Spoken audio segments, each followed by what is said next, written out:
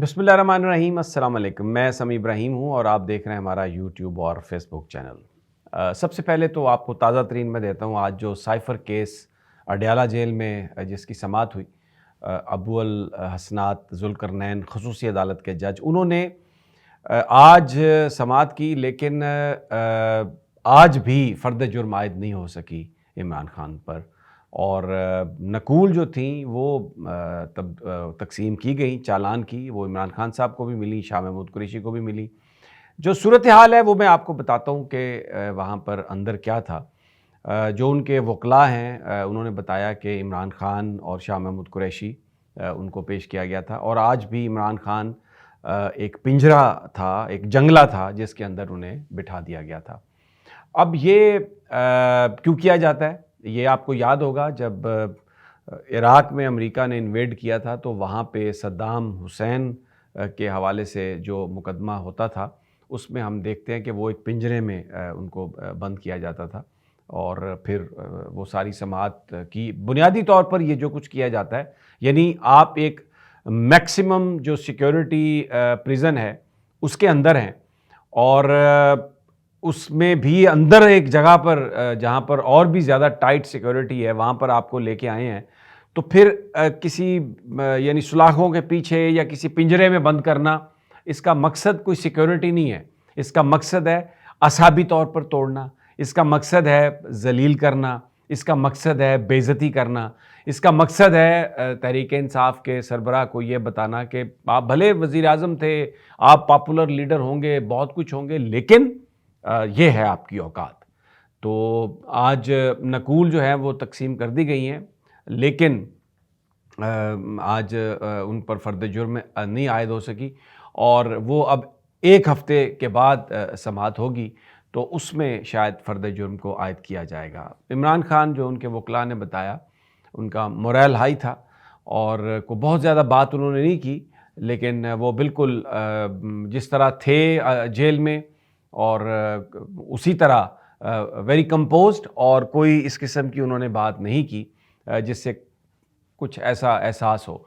लेकिन बहरहाल अभी मज़ीद तफ़सीलात आएंगी क्योंकि ये अभी हुआ है। दूसरी जानब इस्लामाबाद हाई कोर्ट में शाह महमूद कुरैशी साहब का जो मामला है उनके ट्रायल के हवाले से, तो वो भी आपको पता है ख्वाजा आमिर फ़ारूक साहब, वो फिर ये कहते हैं उनको भी बुला लेते हैं, उनको भी बुला लेते हैं। अच्छा, फिर सुन के करेंगे, तो जो एक उनका अपना स्टाइल है, तो वहाँ पर भी बात जो है वो इसी तरह चल रही है। जो इस वक्त दूसरी जो डेवलपमेंट्स हैं उनमें मैं आपको बताता हूँ। मियाँ नवाज़ शरीफ की आमद से पहले अब उनके मीडिया में उनके जो हामी जो कॉलम निगार हैं या जो इन्फ्लुएंसर हैं, उन्होंने अब अदालत को मुखातिब करके तो ये कहना शुरू कर दिया है कि अदालत जो है वो कटहरे में है, मियाँ नवाज़ शरीफ कटहरे में नहीं है। और ये साबित हो चुका है कि वो साजिश के तहत निकाले गए थे, ये साबित हो चुका है कि उन्होंने कोई जुर्म नहीं किया था, ये साबित हो चुका है कि उनके ऊपर करप्शन का कोई इल्ज़ाम नहीं है, और ये साबित हो चुका है कि वो पाकिस्तान के बचाने के लिए वो सब कुछ कर रहे थे। तो अब बुनियादी तौर पर जो अदालत है वो कटहरे में खड़ी है, और काजी फ़ाइज़ ईसा साहब को चाहिए कि वो जो मियाँ नवाज़ शरीफ साहब हैं उनके ख़िलाफ़ जो भी मुकदमात हैं उनको ख़त्म किया जाए, उनको इलेक्शन लड़ने की इजाज़त दी जाए, और उनको जो पहले एक मुतालबा जावेद लतीफ़ करते थे बिटवीन द लाइन्स के मियाँ साहब से पूरी कौम को इस वक्त माज़रत करनी चाहिए। और उसमें आज मैं इरफ़ान सदीकी साहब का माशाल्लाह एक कॉलम पढ़ रहा था। बड़ी देखिए बड़ी ईमानदारी से वो अपना, वो कहते हैं ना कि ये जो 2 नंबरी का धंधा है ना, उसको बहुत ईमानदारी से किया जाता है, तभी वो चलता है।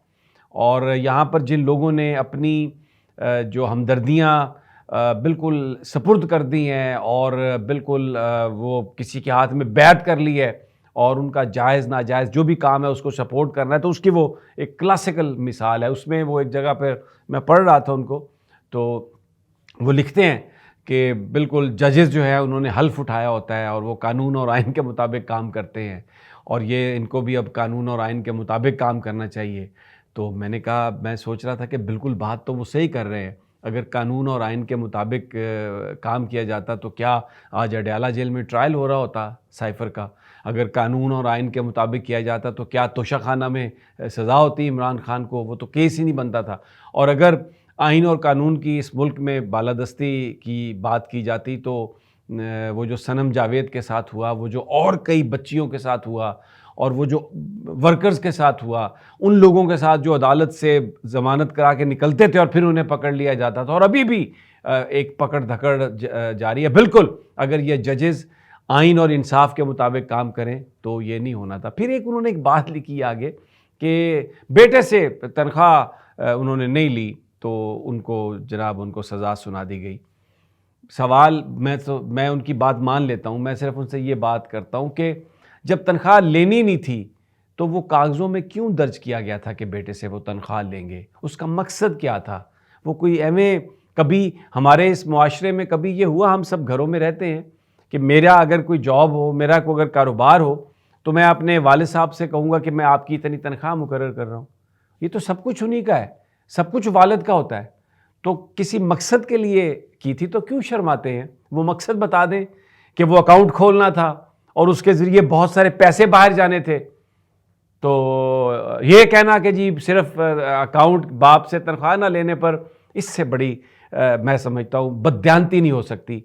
جب کسی سوسائٹی کے انٹلیکچوئلز ڈس آنیسٹ ہو جائیں اور وہ حقائق کو اس طرح ان کی پردہ پوشی کریں تو کیا ہوگا؟ خیر بڑے جذبات میں لکھا ہوا کالم ہے، اس میں یہ یعنی انہوں نے ثابت کیا کہ وہ بالکل غلام ہیں خاندان شریفیہ کے، اور انہوں نے کہا کہ جناب یہ وہ صرف نواز شریف کی بات پہ نہیں رکے، حمزہ شہباز کے ساتھ جو ہوا وہ بھی بڑی زیادتی ہوئی، اور جو JIT بنائی گئی تھی اس کو بھی، اور تمام جو لوگ ہیں ہماری جو عدلیہ ہے، جن لوگوں نے اس پورا مافیا اس کو ایکسپوز کیا، اس کو جانوروں سے تشبیہ دیتے ہیں، ان کو کبھی غول قرار دیتے ہیں، کبھی ان کو یعنی وہ ساری جو تشبیہات ہیں وہ جانوروں والی ہیں. تو مجھے بڑی خوشگوار حیرت ہوئی کہ جانوروں کے بارے میں جناب عرفان صدیقی صاحب کا بڑا نالج ہے اور بہت زیادہ ان کے پاس انفارمیشن ہے.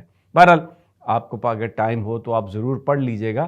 وہ آپ پڑھتے جائیں گے تو آپ کو ایکسپوز ہوتی جائیں گی چیزیں کہ اب بیسیکلی ہو کیا رہا ہے. ویسے تازہ ترین شہر میں یا پنجاب میں یہ ہے، میں شورکوٹ گیا ہوا تھا اور وہاں پر اپنے علاقے میں لوگوں سے میری ملاقات ہوئی، فیصل آباد میں بھی. تو جو نون لیگ کے ٹکٹ ہولڈرز ہیں ان کو ایکچولی MPA کا سٹیٹس دے دیا گیا ہے. ایڈمنسٹریشن نے ان کو MPA کا سٹیٹس دے دیا ہے، یعنی کام کرنے کے حوالے سے جہاں ان کو ترقیاتی کاموں کی ضرورت ہے، ایڈمنسٹریشن جہاں کسی طرح کی ان کو مدد کی ضرورت ہے تو وہ سلسلہ ان کا جاری و ساری ہے. ان کی مرضی سے فنڈز بھی الوکیٹ ہو رہے ہیں، ان کی مرضی سے گلیاں سڑکیں بھی بن رہی ہیں، نوکریاں بھی مل رہی ہیں.